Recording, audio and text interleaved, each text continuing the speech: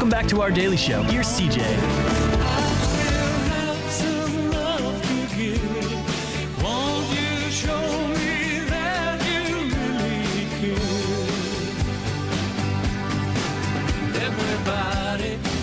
Got somebody to lean on. Put your body next to mine.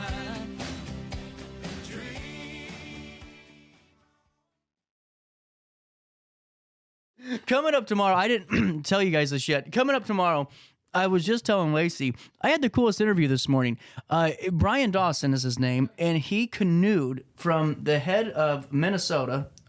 Is that what you call it? The Mississippi River, yeah, the head of the Mississippi. All the way down, and he's now in Alton today. And I didn't have time to like roll it over because we got done at 8:55 this morning with the interview. So we're gonna air that tomorrow, and that'll be a really great addition to the broadcast. But yeah, I just was telling you, it's like the craziest story, and I'm like, insane, you know? Yeah, just, people that come into your studio. Just cool. Yeah. Hey, 100 years ago, there was a Labor Day parade. Yes.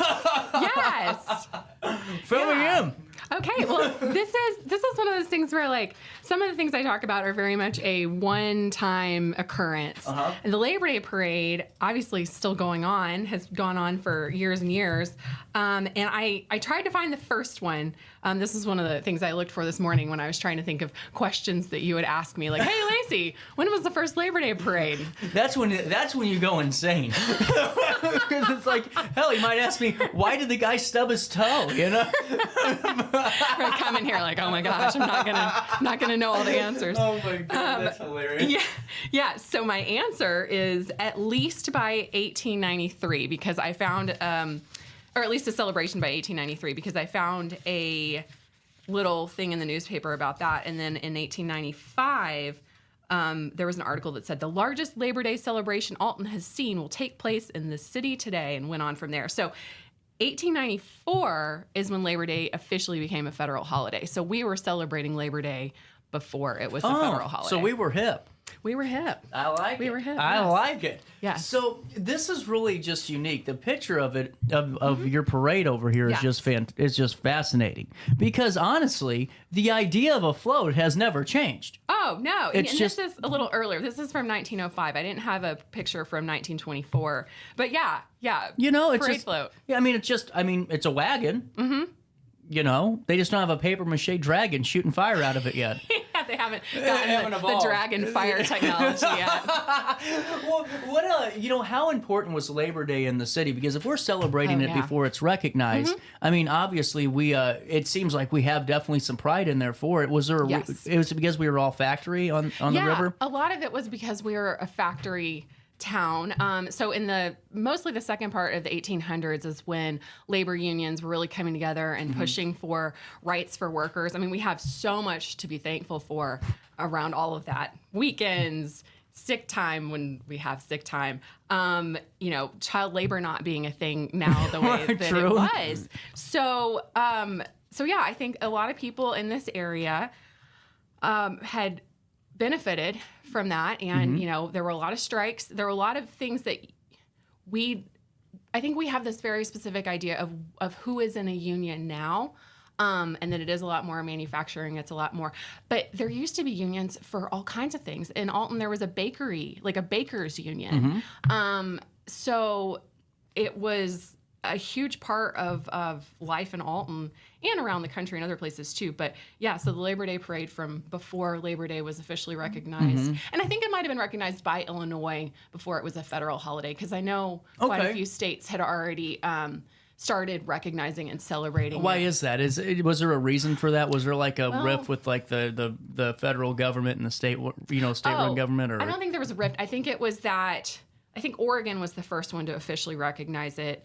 But it's one of those things where if enough states start acknowledging something, then the federal government might choose to acknowledge it as well, or to make it official. So the Pullman Porter strike in Chicago was a big push. I think that was in either 1893 or 1894, a big push for labor and recognition. So that was part of why Illinois was big in it then. But yeah, there's a lot. It was like I was cramming for a test this morning, so I know like general things, but not all the details of how it came to be. No, I love it. I think this is great. So, with the picnic or with the parade though, did they? So whenever you said that they were advertised as the biggest parade or biggest Labor Day parade that Alton's ever seen a year after the initial start of Labor Day as a holiday, but did they use that like all the time as just sort of like verbiage, like, hey, come see the huge one, you know? They did do that a lot. So like the year for 1924, I think it said something similar. Well, monster celebration.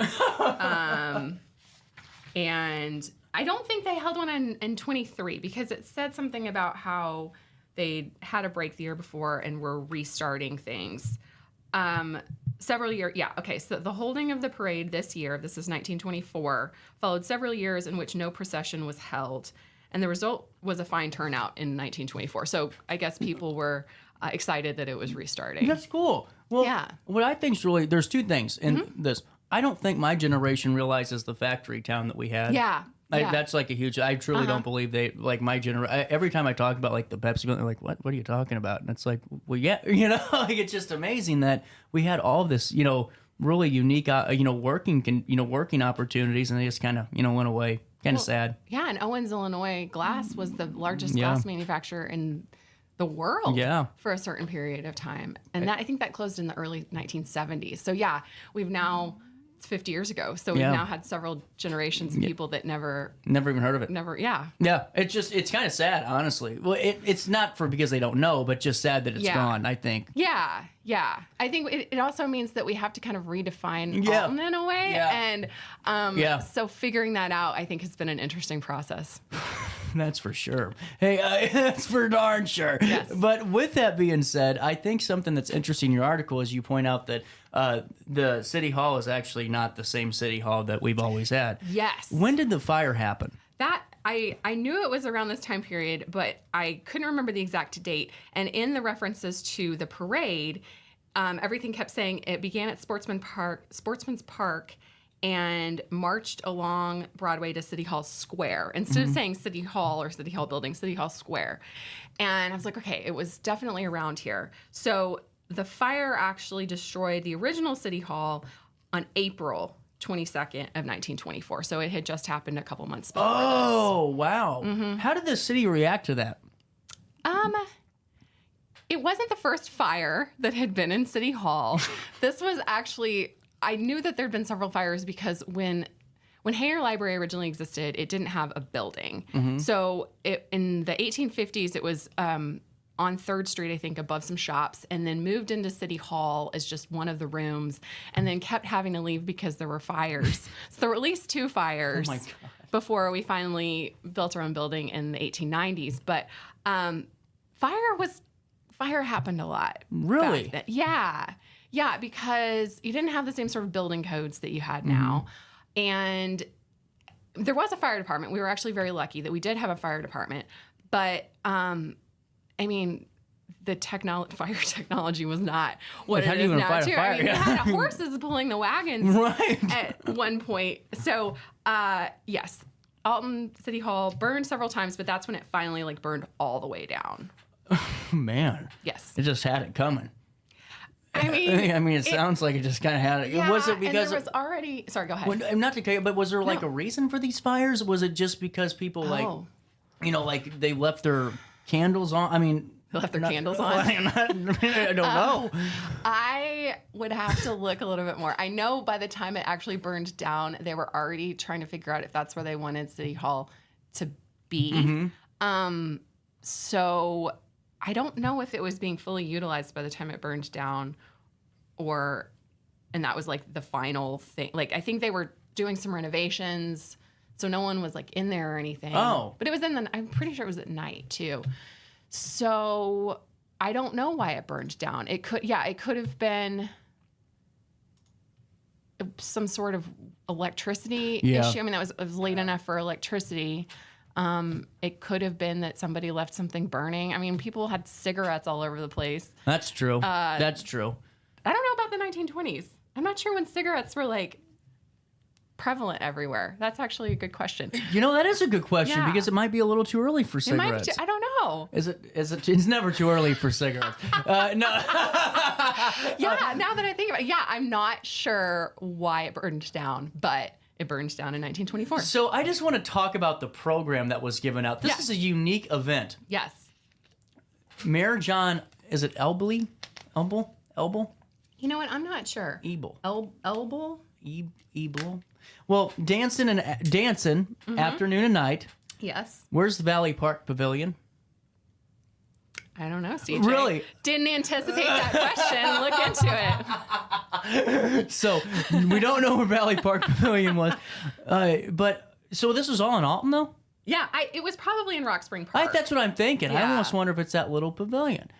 That's cool. So you had boxing and wrestling. Mm-hmm. Now this is kind of funny. So you had wrestling with Jack McCormick versus Bill Farley. So wrestling was a thing back then. Wrestling was a thing. Was it like pro wrestling or was it like amateur wrestling? I don't know, but if you'll notice, Jack McCormick did the wrestling and the boxing. So I don't know exactly who Jack McCormick you're right. was, but he did some wrestling at looks like a tough guy. 2:30 p.m. and then did some boxing at 9.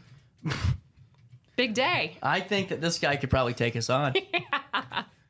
Nope, I can't find a Jack McCormick anywhere. Okay. I don't have Lacy's technology. Yeah, I'll give you a dossier later. But with that being said, was wrestling just like in boxing was that the big sporting events of the day? No, there was also a lot of baseball. Okay. So they had several baseball games played both at Rock Spring Park and at Sportsman's Park. Oh, okay. And and the dancing, the music, the white Hussar band. I gotta really learn how to pronounce that. Hussar. I think it sounds very. Hussar. I think that's kind of gives it some spice. Yeah, what was that? And this is a chance for everybody to see what words I read all the time and never say out loud. They had a lot of just This is so cool. sort of things to watch. Well, you participated in the dancing, but then watching a band play, watching the wrestling, watching boxing. So it was like a spectator sport. And then I guess people participated in the baseball games. But How did people learn? Like, was it like line dancing and stuff? Do you know? I'm not trying to put you up, but like, was it like? I don't think it was line dancing, but like group dances? Like, was that still a thing? see, now I have to figure out like the history. Because of the dance. bells in Romeo and Juliet. They had the bells. In the movie. And like dance Yeah. cards and stuff. Yeah. I think this was in between dance cards and line dancing, like in Okay. the middle. So no, I think it was. No, like, you're right. This is so fascinating. Like pairs dancing, but I don't sure. Like a waltz or right. something. That's what I'm kind of. This is cool. Okay. Yeah. See, I always think of the weirdest. It's never legitimate questions. It's like just like dancing, but for 4,000 people, how many people lived in Yeah. Alton back then? That were, Oh, you know what? It was about, what did we say, like 36,000 Yeah, from yeah. the driving thing Yep. the other day? So, 4,000 out of 36,000. And that's pretty good. about 8% of Alton showed up, right? Is that 8%? What? Is that 8% of Alton? Yeah, that sounds right. Close. Well, and now Sportsman's Park, where is Yes. that?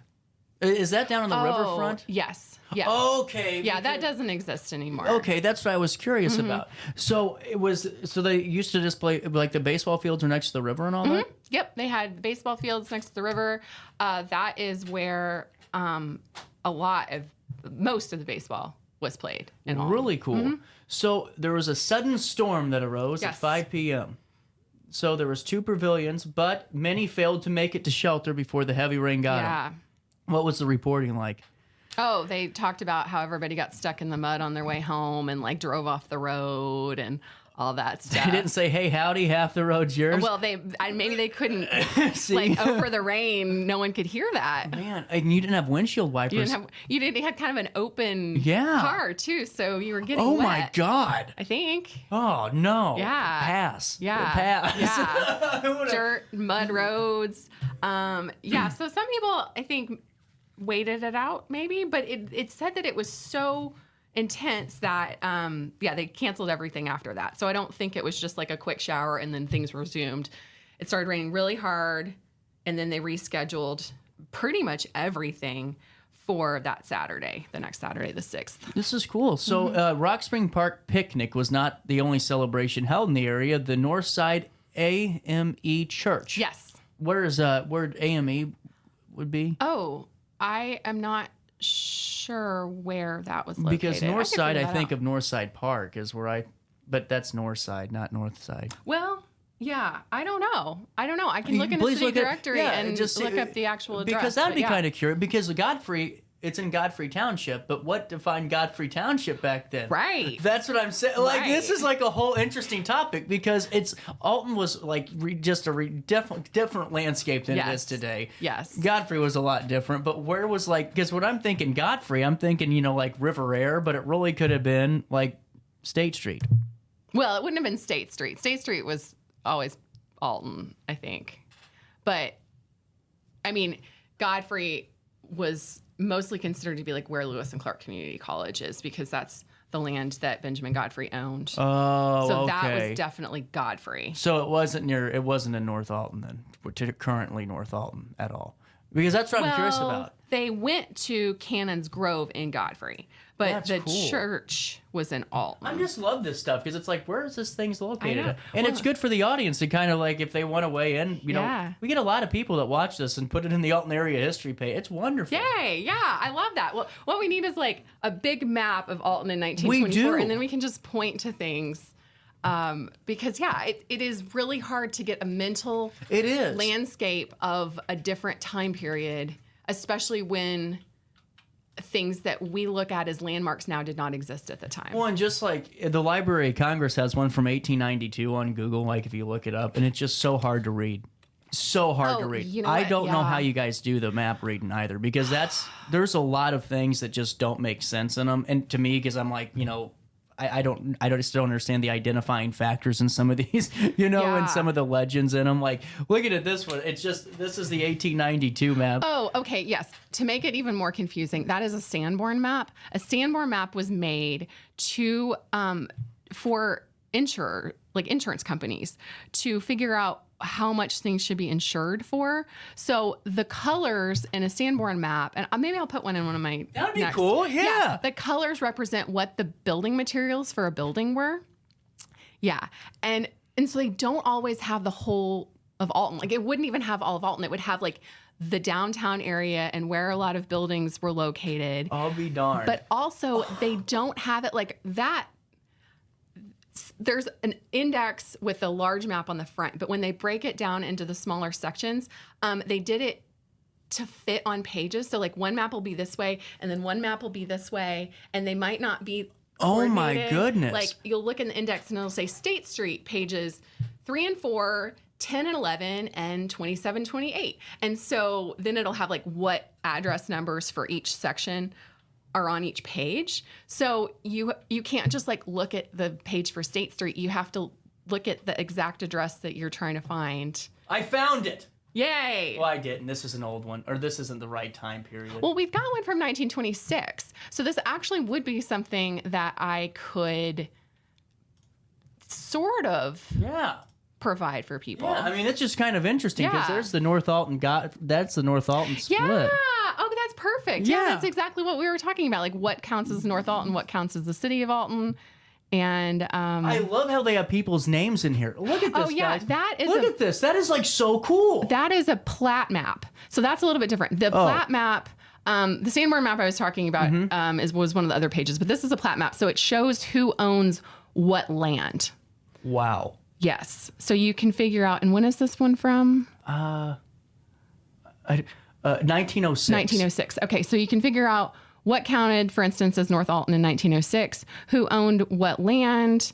And I think the shaded part is just because it wasn't like tracts of land, it was individual addresses.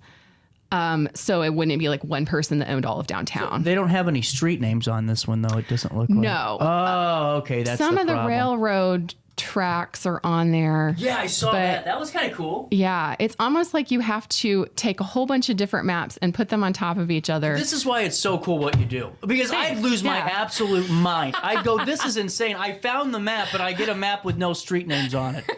Well, Yeah, that's what makes our job so hard because all the information, sometimes all the information is there somewhere, but it's not there in a way where you can just look at it and understand it. You have to take a bunch of different sources and really work hard to figure out what they all mean. It's just like, and just real quick, I just found this on here. We'll go back to but this is Monticello Seminary right here. Yeah. Okay? Yes. And then, like, it just makes North Alton look like it's like 10 miles down the road. Oh, right. You know what I mean? I know. It's just amazing to me. Like, Yeah. I don't know how you guys really do investigate all that, because it would seriously drive me batty. That alone would just send me into convulsions. Well, we just know where it all is, and then we go find it when we need it, and then sometimes we give up. It's wonderful. No, you never give up, Lacy.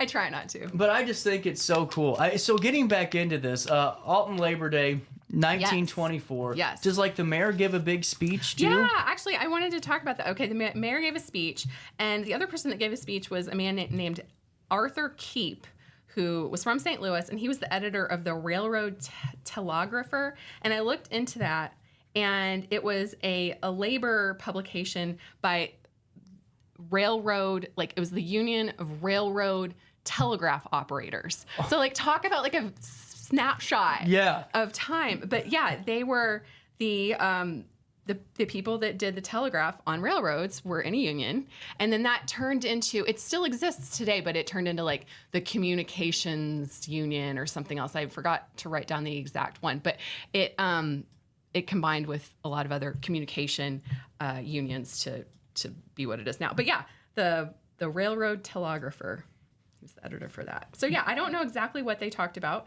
but I know that the Building Trades Council and the Trades and Labor Assembly were the ones that sponsored this celebration.